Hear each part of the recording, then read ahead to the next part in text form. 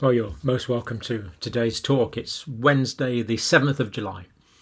Now, after yesterday's talk, we had a lot of people emailing in and commenting in about the concern for long COVID.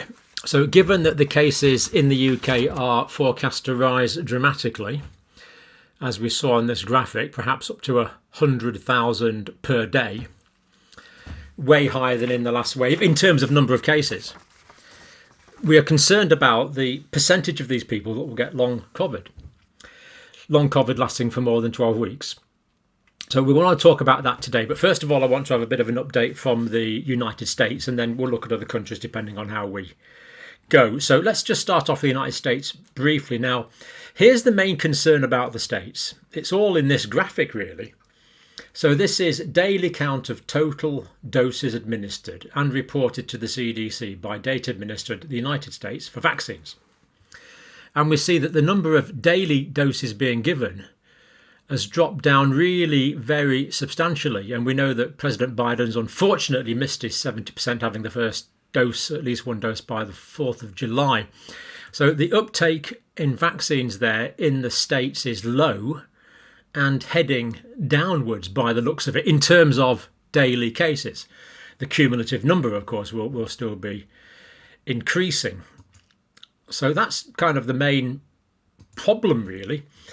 So about 67.3% of adults with at least one dose now, 47% heading towards 48% fully vaccinated, but going up slowly. Now, obviously, the 4th of July, 48 million people were on the move in the United States, and the Transport Security Agency on Friday, on one single day, over 2 million passengers on airlines. Combine that with the Delta variant, and this is going to transpose into increased cases, which are already starting to increase slowly in the States, but this will carry on increasing now, unfortunately, as a result of this and a result of the Delta variant. So California, for example, May the Delta variant was 5.6%. Now the Delta variant is 35.6%. And in another couple of weeks, I would expect it to have doubled again to 70%. In other words, there's no question at all in my mind now that the Delta variant is becoming the predominant variant in the States, as indeed it already is in the UK at over 95%, and as it is becoming in the world. This is a real resurgence, unfortunately, of the pandemic. President Biden is concerned. Door-to-door encouraging for vaccines are going to start. Places of worship, vaccine teams are going to go out. Let's hope they respond favourably. Getting shots to local doctors and local medical experts. The idea here is that people will take the vaccine from trusted sources. And that makes sense. We've interviewed people on this channel who are trusted sources. So let's hope that those strategies work. Direct quote from President Biden: "Our fight against the virus is not over. Right now, as I speak, millions of Americans are still unvaccinated and unprotected. And because of that, their communities are at risk. Their friends are at risk. The people that they care about are at risk." So all direct quotes from the president. So he's clearly concerned, and he's obviously been well briefed about the Delta variant. And there's a greater sort of urgency in his tone, I think. That is fair to say at the moment. National ABC poll, 29% say they are not likely to get vaccinated. So it looks like there's going to be a significant rump in the United States who are not going to get vaccinated. 20% definitely are not going to get vaccinated. And of course, these people are at risk, especially as they tend to cluster in particular geographical areas. There will be outbreaks of the Delta variant in those cases, and in some cases hospitalisations, some areas that hospitalisations are going up already as a result of the Delta variant. Now, just watching the news broadcasts from the States just before I did this video, and some doctors are on there saying that this appears to be more virulent. People seem to be getting sicker quicker, possibly getting sicker, and there does seem to be more young people coming in as well. So we do have this slight change really in the presentation with the Delta variant and with whatever the factors are going on now, such as the amount of immunity that's around. We do seem to be seeing these changes. So 20% definitely not. Now, to me, this next bit, I hesitated whether to do this because it's a bit political really. But from just if you're watching in the States, people watching from overseas just find this incomprehensible, really. That it's Democrats 86% have received at least one dose, Republicans 45%. I mean, I really don't understand. Are there lots of Democratic scientists and lots of non-scientists in the Republican groupings? Of course not. Why would there be this political difference? It's really quite inexplicable to outside observers why that is the case. And of course, I make no party political point. I'm merely reporting the ABC poll. 20%, so likely to do so, that should be a heading. Who's likely to do so? Another 7% of Democrats are likely to do so, and another 4% of Republicans are likely to do so. But what a difference, 86 versus 45%. This is really very strange to the outside observer. So that's the situation in the States. The idea that religious affiliation or political affiliation would influence vaccination uptake is rather strange to the outside observer. Now, coming on to the risk of long COVID, and this is a concern. Now, as we've said, cases are about to escalate dramatically. Sajid Javid thinks they'll probably go up to about 100,000 per day as a maximum. Other modelers have suggested that they could go even higher. But 100,000 a day is a lot of cases. It's a million every 10 days of new cases. And as we said, this UK experiment is the government going for, I believe, going for a herd immunity strategy, although they haven't said that. And they seem confident that the hospitalisations and amount of people that are sick will be manageable. More people will get sick because of the sheer numbers. There will be more hospitalisations because of the sheer numbers. There will be some more deaths because of the sheer numbers. But of course, it's going to be a lot less than in the previous waves without the vaccination cover. But let's carry on and look at this long COVID risk. Now, this is straight from the NHS app. That's it there. Click on it for yourself. Many people feel better in a few days or weeks, and most will make a full recovery within 12 weeks. So what most people seem to be saying is longer COVID is over 12 weeks. But even if it's 12 weeks, that's a long time to take off work. But for some people, symptoms can last longer, the NHS says. The chances of having long-term symptoms does not seem to be linked to how ill you are when you first get COVID-19. Now, this is one of the things that really hit me. 100,000 people a day are going to be getting infected soon in the UK. Most of them, we believe, are going to be mild. But that doesn't seem to affect the probability or the risk of getting long COVID, according, direct quote from the NHS app, does not seem to be linked to how ill you were when you first get COVID-19. Some studies have shown it's related to the number of symptoms, but not necessarily the severity. People who've had mild symptoms at first can still have long-term problems. Now, this is immediately a bit concerning. Now, the NHS app goes on to give some of the symptoms, and of course we know from looking at ONS data that some people can have this for longer than 12 weeks. Well, some people have still got it from the start. So there's going to be a smaller percentage who are left with very long-term COVID, unfortunately. So, common COVID long-term symptoms: extreme tiredness and fatigue ongoing beyond 12 weeks, shortness of breath beyond 12 weeks, chest pain or tightness beyond 12 weeks, problems with memory and concentration, the so-called brain fog. Have you ever had that? I think I get this with stress and anxiety. It's like I was talking to a mate of mine who was a GP, and I was trying to explain what this is like. You just feel that your head's not clear, and you want to shake your head and clear it, but of course that doesn't work. And he said there's a specialised term for it. It's called derealisation. You just kind of feel that you're not really there. Very unpleasant feeling. So that looks like it's one of the long-term features, with concentration and sometimes difficulty sleeping, insomnia, irregular heartbeat, feeling the heartbeat, the palpitations, Dizziness, pins and needles, joint pain, depression and anxiety seems to be quite a big problem. Tinnitus is ringing in the ears, buzzing in the ears, earache, feeling sick, diarrhea, stomach aches, loss of appetite, temperatures that come and go, cough, headache, sore throat, changes to sense of smell or taste, rashes, and some people don't seem to be getting their sense of smell back. There seems to be a long-term anosmia, and that is a problem, of course, because you can't taste your food properly either.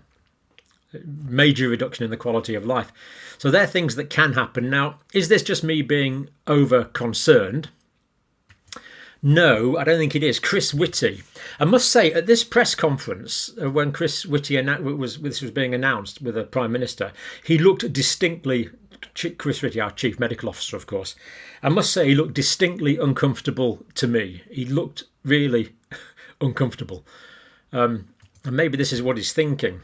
Direct quote, published in several news outlets. Since there's a lot of COVID at the moment and the rates are going up, I regret to say I think we will get a significant amount of more long COVID.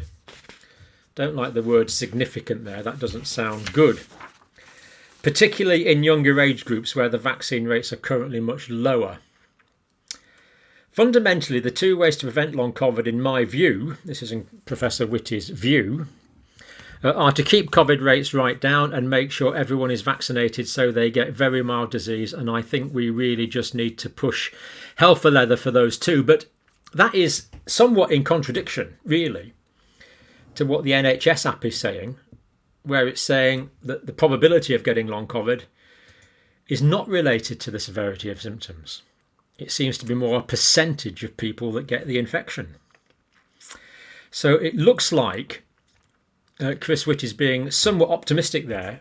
And he does say it's my view, to be fair. So that's his view. You can't take that away from him. That's his view. But it does seem inconsistent with what the NHS app is saying. The deaths from COVID, I think, are mercifully going to be much lower than in this wave compared to the previous ones as a proportion of cases. But long COVID remains, I think, a worry. So that is direct quotes from Chris Whitty.